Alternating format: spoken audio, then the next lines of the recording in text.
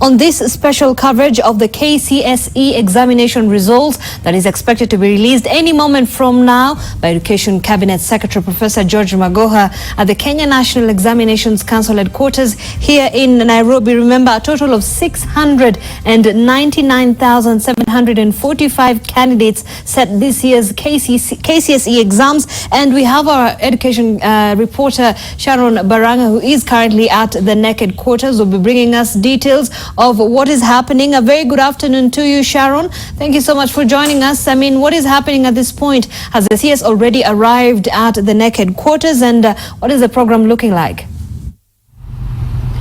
Good afternoon, Zainab. Currently, we are outside the headquarters of the Kenya National Examination Council. We've been camping here for the better part of the morning, and as you can see behind me, we have a number of journalists from different media houses just camping here, waiting for when they are going to be given a go-ahead to go inside. Currently,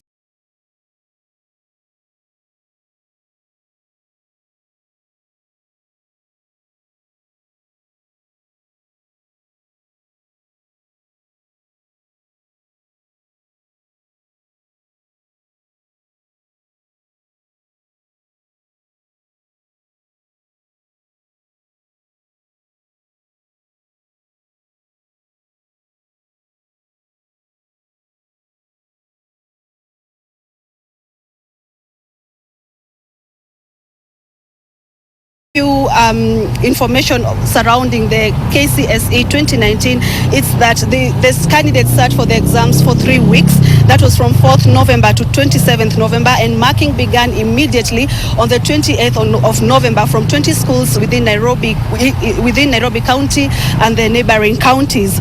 Last year, results were released on the 21st of December, so this makes it the earliest ever the results have ever been released, which is 3 days early.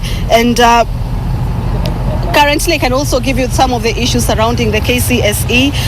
We had a number of counties that were on the radar of the Ministry of Education. That is Kisii, Homa Bay, Migori, some parts of Nairobi and some parts of Central. The ministry was really looking into how the exams was being managed in some of these centers, because there were a number of cases which also came up during the period when candidates were sitting for the exam, such as impersonation that was recorded in Kisii, where we had candidates who tried to sit in for some of the candidates by changing the albums from the neck. Apart from that, we also had mobile phones that were confiscated in one of the centers within Nairobi in Eastleigh. We had mobile phones that were confiscated, and it reported that some of the candidates were intending to use these devices to cheat in the national examinations. These are just some of the measures that the ministry put into to just ensure that cheating does not occur.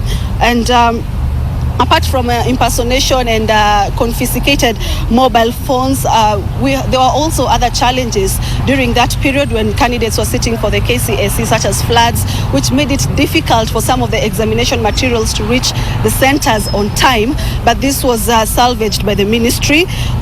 We also had an issue with a chemical called xylene, which was being used by the candidates in the chemistry paper.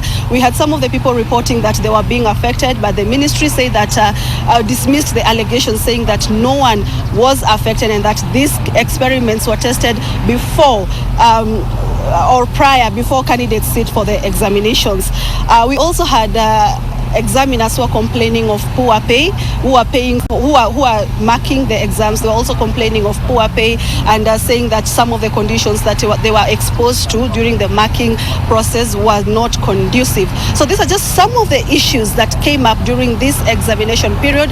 But today, over 690,000 again will be receiving their results for the KCSE 2019, and we will be here to update you. Back to you, Zainab. Just before I let you go, a very quick question. We understand that the Cabinet Secretary is presenting those results to President Uhuru Kenyatta at State House. Have you received any reports so far, any indication of what time he might be expected at the NEC headquarters? We are not sure of the time on when they are going to come here, but we know that once they come here, they are going to release the results immediately. We saw their vehicles leaving the NEC headquarters around like 30 minutes ago, heading towards State House. And so right now, we're just here waiting for them. And I believe that by the time they come here, they're going to release the results immediately they are here. Zainab?